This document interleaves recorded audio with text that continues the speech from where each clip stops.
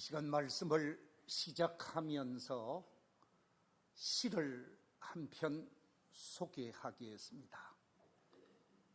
소월시 문학상 대상을 받은 작품입니다. 흔들리는 나뭇가지에 꽃 한 번 피우려고 눈은 얼마나 많은 도전을 멈추지 않았으랴. 사그락 사그락 두드려 보았겠지. 난분분 난분분 춤추겠지. 미끄러지고 미끄러지길 수백 번. 바람 한 자락 불면 휙 날아갈 사랑을 위하여 햇솜 같은 마음을 다 퍼부어 준 다음에야 마침내 피워낸 저 황홀 보아라. 봄이면 가지는 그 한 번 된 자리에 세상에서 가장 아름다운 상처를 터뜨린다. 이 시는 첫사랑이라고 하는 고재종 시인의 시입니다. 고재종 시인은 이 시를 통해서 첫사랑을 햇솜 같은 마음을 다 퍼부어주는 사랑이라고 표현을 했습니다. 뿐만 아니라 이 첫사랑을 황홀한 사랑이라 그렇게 표현하고 있습니다. 그런 것 같습니다. 우리가 경험해 본 사랑, 우리가 젊은 시절 체험해 본 사랑은 모든 마음, 모든 정성, 모든 사랑을 다 쏟아붓는 사랑이라고 말할 수 있을 것입니다. 신앙생활을 하는 우리 성도들에게 있어서도 마찬가지 아닐까. 처음 은혜를 받고 처음 사랑을 경험하고 그 첫사랑에 사로잡혀서 주님을 위해 그 받은 은혜가 전부인 것 같고 받은 사랑이 너무 크기에 그 사랑에 감격해서 주님 앞에 내 인생 드리겠습니다. 내 삶을 드리겠습니다. 내 전부를 드리겠습니다. 그러면서 주님을 위해 아름다움을 정말 고귀한 신앙을 고백하며 주님 앞에 헌신했던 그 아름다운 첫사랑, 그것은 누구도 잊을 수가 없을 것 같습니다.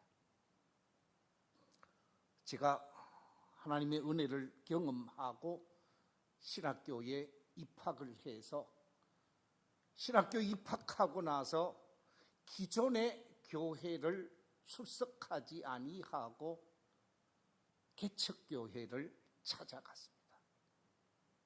어느 개척교회를 찾아가면 좋을까? 가까운 친구가 아주 어렵게 학교 선생님을 하시다가 개척교회를 하고 있는 천막교회가 있는데 갈래? 하고 묻더라고요. 제가 두 말도 안 하고 간다고 그랬습니다. 학교 교직을 그만두고 목사님으로서 개척을 하고 있다고 하니까 가서 도와야 되겠다 하는 마음이 있어서 처음 가서 새벽기도에 참여하고 9시 청소년 예배, 어린이 예배 이곳저곳 다니면서 봉사를 하고 어른 예배 참여하고 찬양대를 하고 그 다음에 오후 시간에 오후 찬양 예배를 드리고 청소년 모임을 갖고 청년 모임을 갖고 저녁 예배를 드리고 그러다가 보면 밤 10시가 되어도 교회 생활 새벽부터 저녁까지 주님 위해 살고 주의 전에 사는 것이 얼마나 좋은지. 우리 교회처럼 이렇게 빵빵하게 에어컨이 나오는 것도 아니었습니다. 시퍼런 천막, 그 천막 속에서 선풍기만 돌아가고 있는 자리에서 그야말로 피땀을 흘려도 거기서 봉사하고 거기서 주님 사랑을 고백하는 몇이 안 되는 그 신앙 공동체가 그렇게 좋더라고요. 나중에는 알고 보니까 그 교단이 합동측이었습니다마는 지금 대구에 있는 성본교회라는 교회 초창기의 신앙생활이었습니다. 나중에는 우리 교단으로 옮겼습니다마는 처음 사랑, 그 처음 열정은 잊혀질 수가 없는 것이지. 그 처음 열정에 사로잡혀서 주님 위해 일평생 드리겠다고 다짐을 하고 신학을 공부하면서 열심히 기도하고 열심히 사명을 감당하면서 눈물 흘리며 불렀던 찬송가, 많은 찬송가가 있습니다마는 그 가운데 제가 감동이 되어서 눈물 흘리며 세상을 보면서 기도하는 마음으로 불렀던 찬송가가 오늘 우리들이 사용하고 있는 522장의 찬송가입니다. 찬송가 가사가 이렇습니다. 웬일인가 내 형제여, 주 아니 믿다가 죄값으로 지옥 형벌 너도 받겠구나. 웬일인가 내 형제여, 마귀만 따르다가 저 마귀 지옥 갈 때에 너도 가겠구나. 웬일인가 내 형제여, 재물만 취하다 세상 물질 불탈 때에 너도 타겠구나. 웬일인가 내 형제여, 죄악에 매여서 한없이 고생하는 것 참 못 보겠구나. 사랑하는 내 동포여, 주께로 나오라. 십자가에 못 박힌 주 너를 사랑하네. 우리 이 찬송가 3절부터 한번 불러보면 좋을 것 같습니다.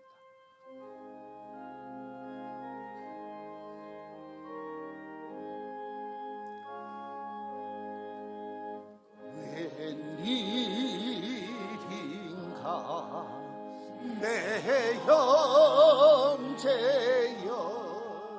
재물만 취하다 세상 물질 불탈 때에 너도 타겠구나.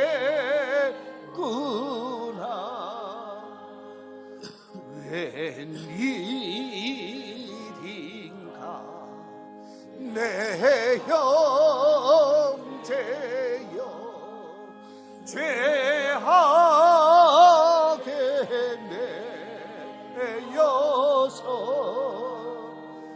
한없이 고생하는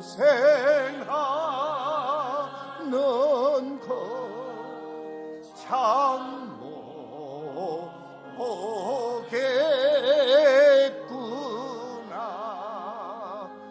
사랑하는 내 동포여,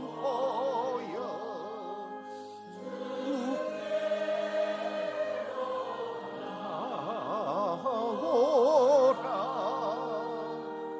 십자가에 못 박힌 주 너를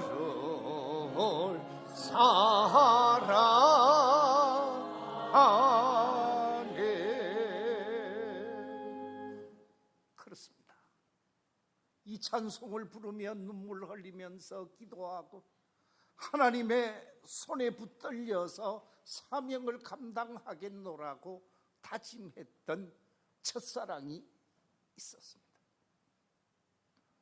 그런데 오늘날 우리들의 신앙생활은 어떠한가? 그 옛날 가지고 있었던 순수하고 순박한 신앙, 정말 주님 외에 그 무엇도 귀하지 않다고 생각하면서 주님 중심의 삶을 다짐했던 그 첫사랑을 지금 내가 가지고 있는가? 우리가 한번 생각해 보아야 할 것 같습니다. 오늘 본문의 말씀은 이 처음 사랑을 잃어버린 에베소 교회를 향하여 주신 말씀이지만 2000년 전에 에베소 교회를 향하여 주신 이 말씀은 2000년이 지난 오늘날 우리 교회를 향하여 주고 있습니다. 과연 우리는 주님으로부터 받은 그 은혜, 그 사랑, 그 구원의 감격 속에서 첫사랑을 고백한 성도들로서 그 첫사랑을 가지고 있는가? 그래서 오늘 말씀의 제목을 이렇게 잡았습니다. 처음 사랑, 지금 어디에 있는가? 내가 주님을 향하여 고백했고 주님을 향하여 드러냈던 그 첫사랑을 지금 무엇에 어디에 두고 있는가 한번 점검하며 은혜를 받는 시간이 되었으면 좋겠습니다.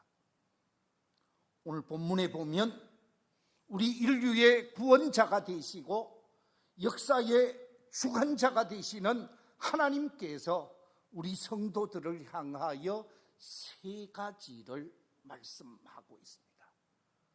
하나님이 주시는 말씀 세 가지를 저는 확인해 보고자 하는데, 제일 첫 번째 주시는 말씀은 내가 너를 다 안다고 말씀하고 있습니다.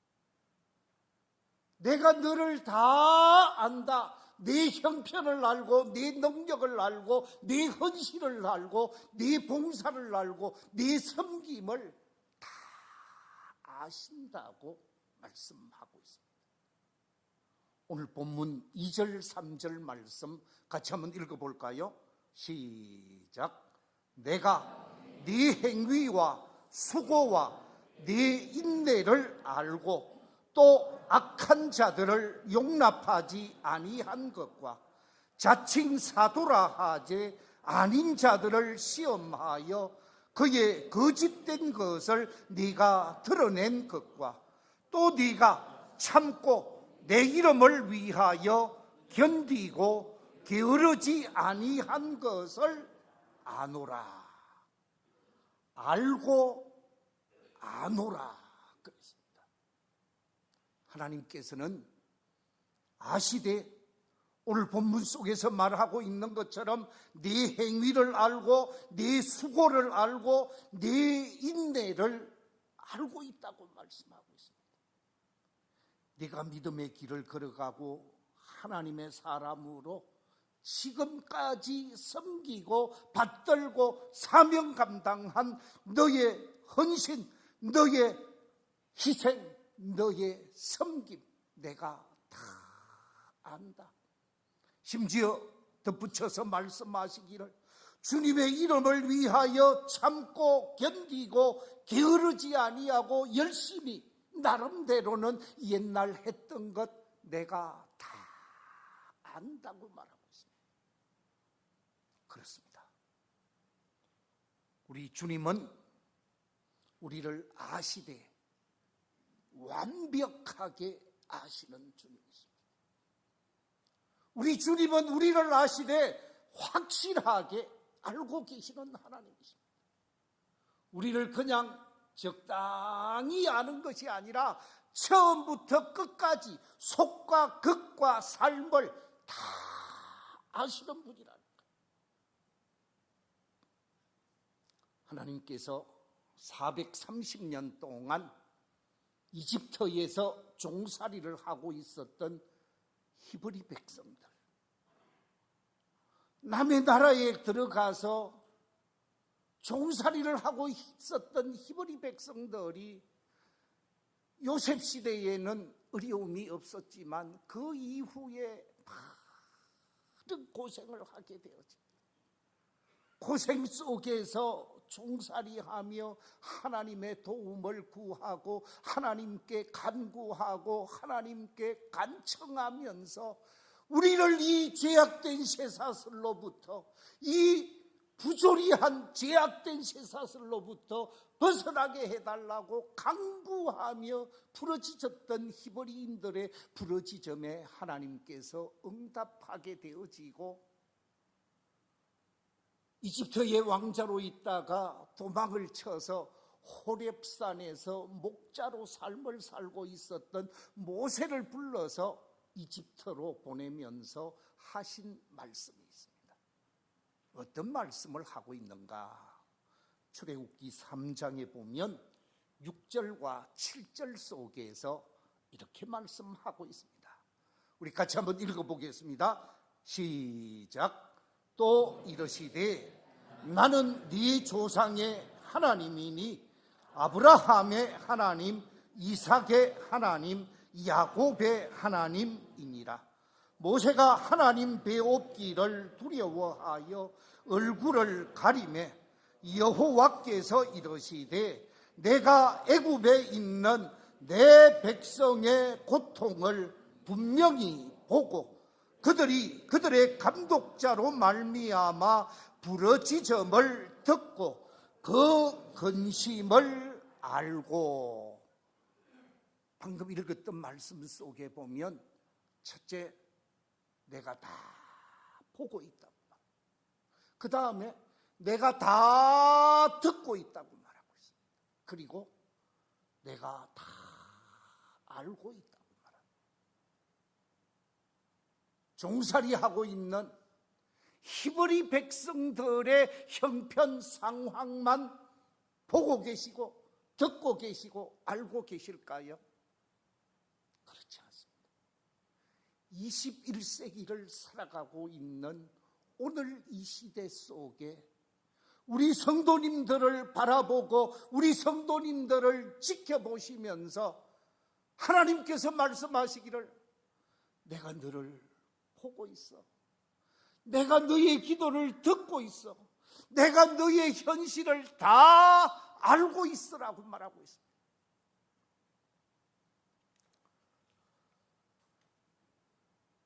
(143년) 전 우리 한반도 땅에 복음이 들어왔습니다. 1880년 초반에 이 땅에 복음이 들어와서 140년이 지났는데 그 당시 우리의 현실이 어떠했습니까? 일제치하에서 모진 고난의 세월을 살아온 시간들이 있었습니다. 뜻하지 않는 전쟁으로 말미암아 3년 동안 고통스러운 전쟁의 아픔도 경험한 바가 있습니다.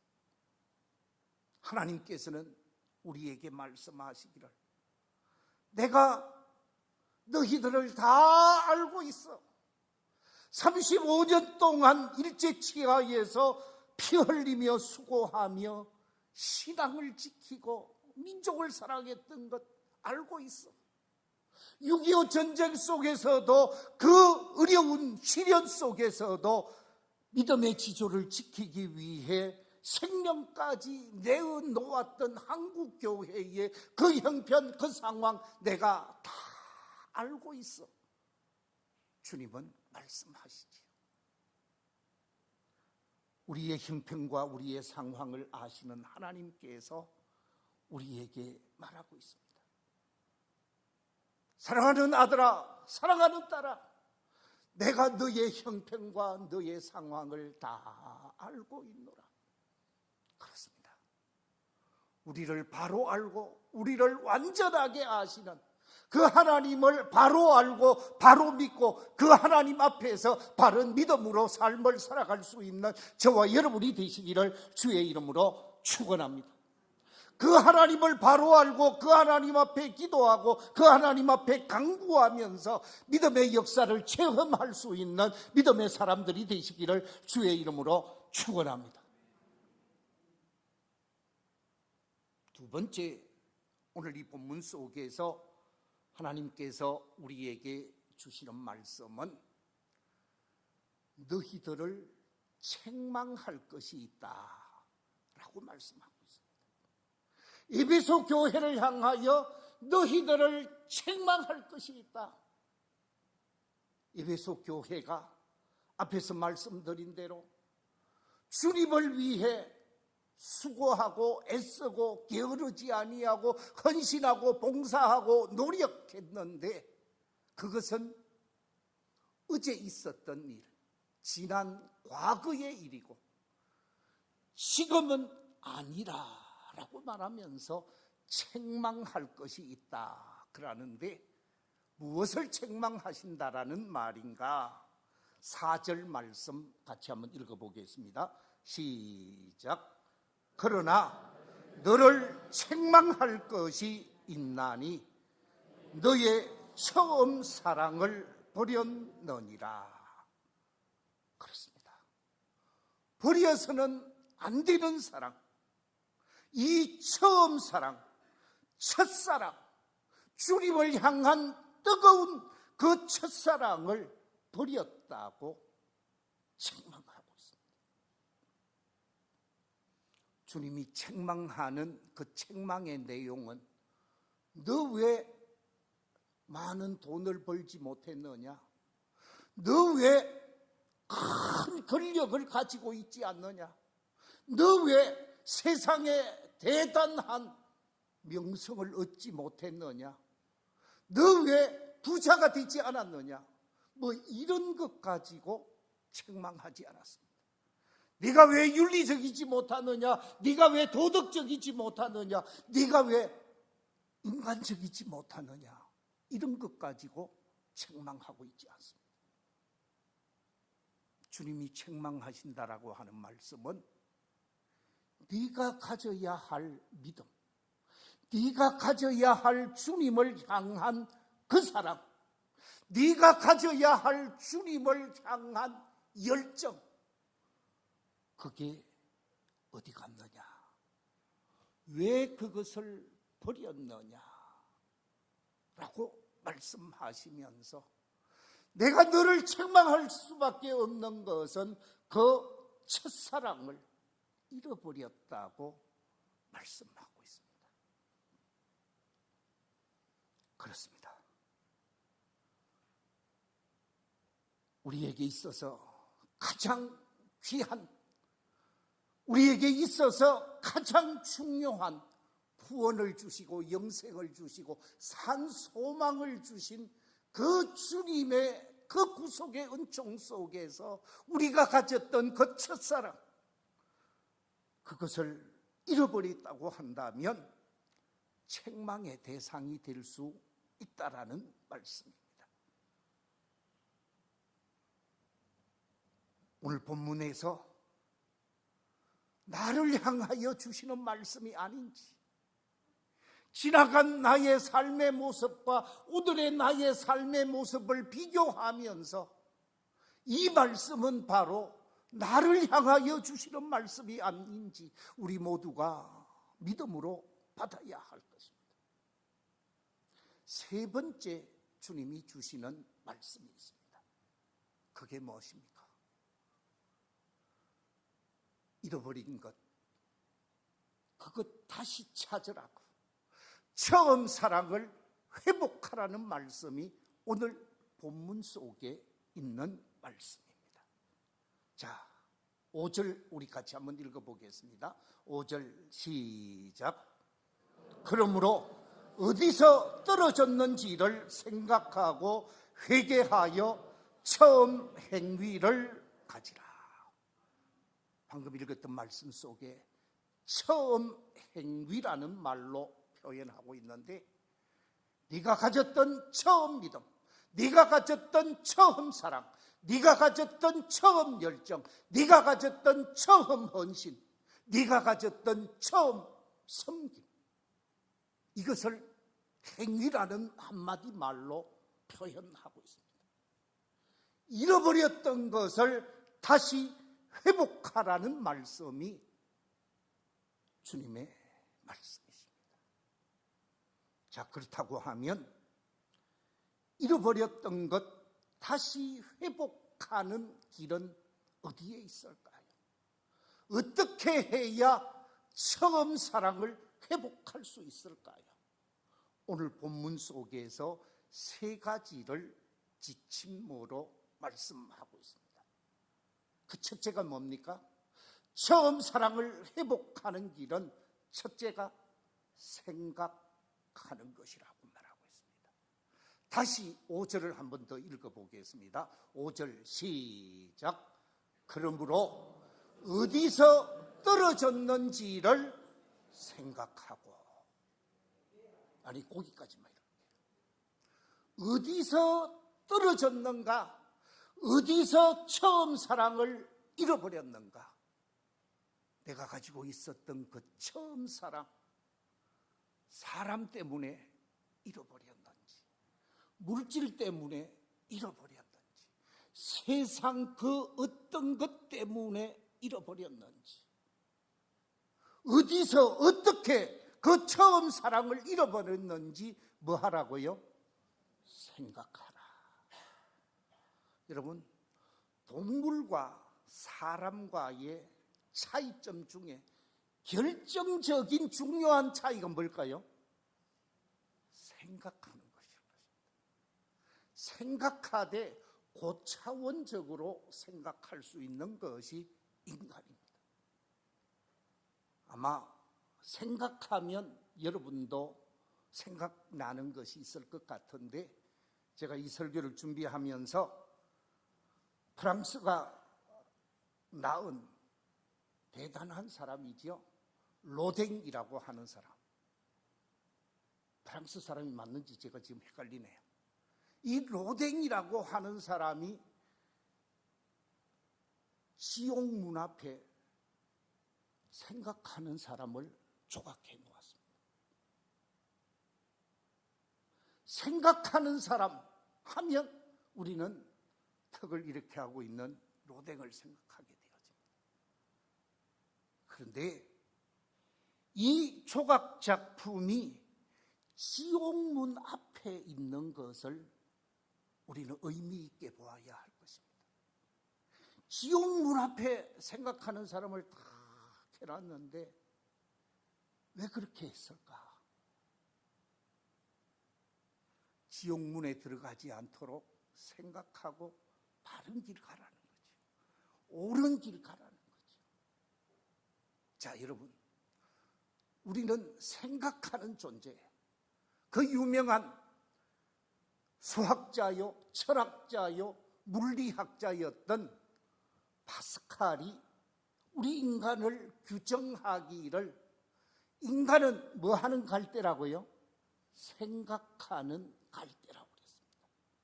약한 존재이지만 생각하는 존재라는 거지. 그런데 한번 생각해 보십시오. 우리가 문학을 생각하고 문학에 몰입하게 되어지면 누가 나오게 돼요? 노벨 문학 작품을 만들어내는 대단한 작가로 이 땅에서도 나오게 되어졌습니다. 문학을 생각하니까 멋진 소설을 만들어내고, 멋진 시를 만들어내고, 멋진 작품들을 만들어내더라는 거예요. 어떤 사람이 예술을 생각하게 되어지니까 로댕이 나왔지요. 미켈란젤로가 나왔지요. 세계적으로 유명한 사람들. 미술에 있어서 저는 르누아르를 참 좋아합니다. 르누아르의 작품이 참 마음에 들어요. 우리나라 사람들 중에 음보 김기창 화백의 그림도 참 제가 좋아합니다. 여러분, 예술을 생각하니까, 그림을 생각하니까 놀라운 작품을 만들어내요. 요즘 경주에 아주 유명한 우리 동양의 글작품을 만들어내는 김대성이라는 화백이 있습니다. 그분의 작품 한 점은 몇 억을 하고 있습니다. 살아있는데도. 그런데 그 사람은 고등학교도 안 갔어요. 여러분, 무엇을 생각하느냐에 따라서 엄청난 역사를 만들어낼 수 있다는 거예요. 과학을 생각하니까 요즘 과학이, 기술이 발전해서 정말로 대단한 기술이 발전되어져 있습니다. 여러분, AI를 요즘 한번 생각해 보십시오. 저는 요즘 제미니에 관심을 기울이고 있습니다. AI에 관심을 기울이고 있는데 AI를 가지고 노는 게 사람하고 노는 것보다 더 재미있어요. 사진도 얼마든지 세계 가장 멋진 풍경에다가 내 얼굴을 갖다 넣을 수 있고 내 모습을 거기 넣어서 멋진 사진을 만들어낼 수 있으니까 AI가 얼마나 대단한지 모르겠어요. 그런데 그게 인간의 기술, 과학을 생각한 결과라는 거예요. 그런데 과학도 생각할 수 있고 예술도 생각할 수 있고 문학도 생각할 수 있고 여러 가지 생각할 수 있겠지만 그리스도인으로서 어디에서 내 믿음이 떨어졌는가 생각해야 한다는 거예요.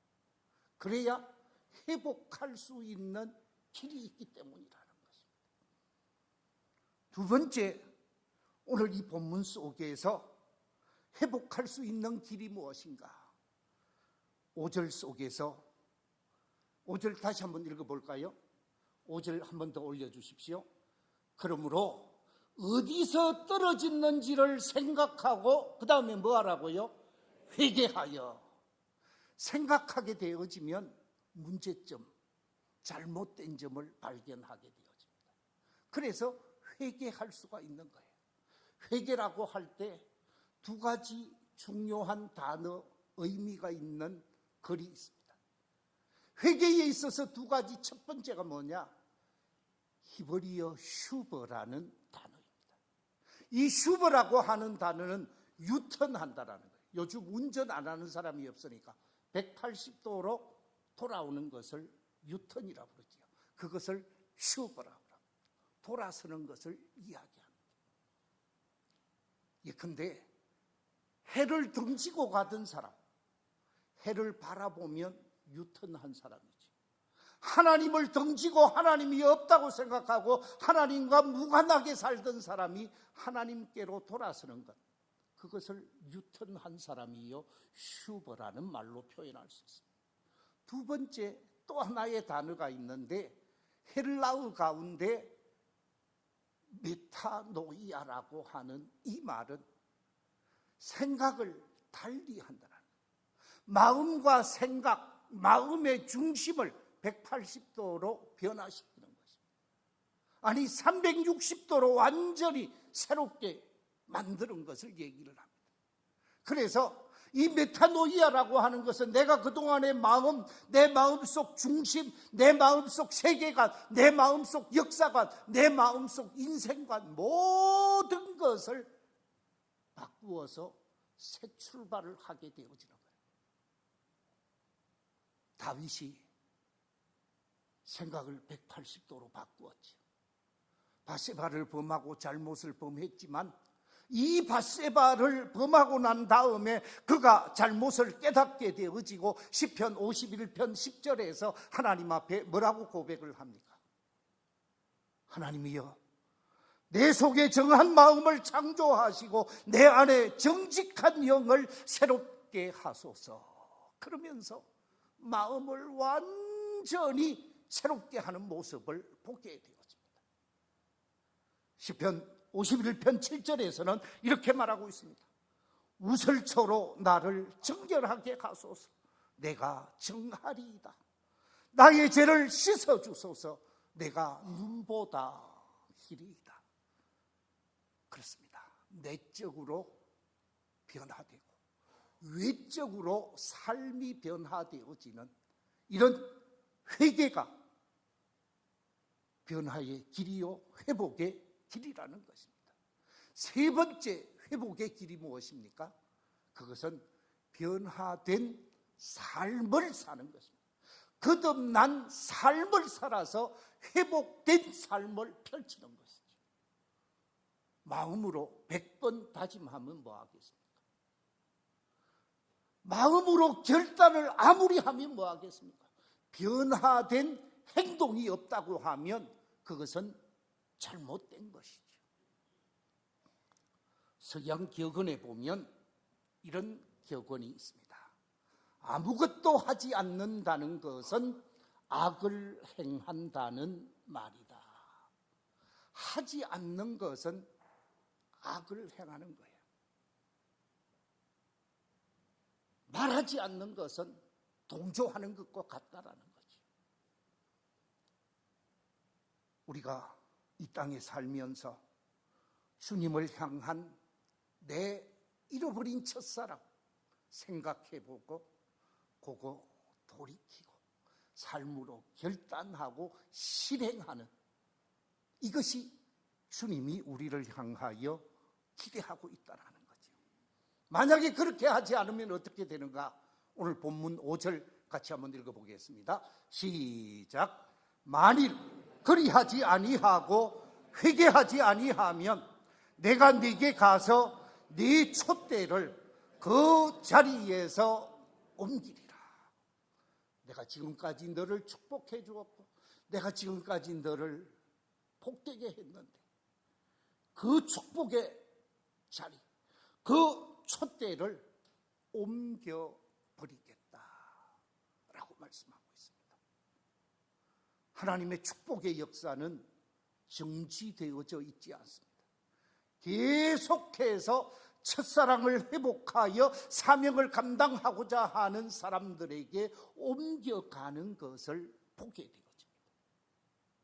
우리 교회가 120년 가까운 역사를 이어가면서 하나님께서 지금까지 베풀어 주신 이 축복의 촛대가 옮겨지지 않도록 우리가 첫사랑을 회복하고 사명을 바르게 감당하면서 축복된 사람으로 오늘을 살아가고 내일을 펼쳐가는 복된 역사가 있게 되시기를 주의 이름으로 축원합니다.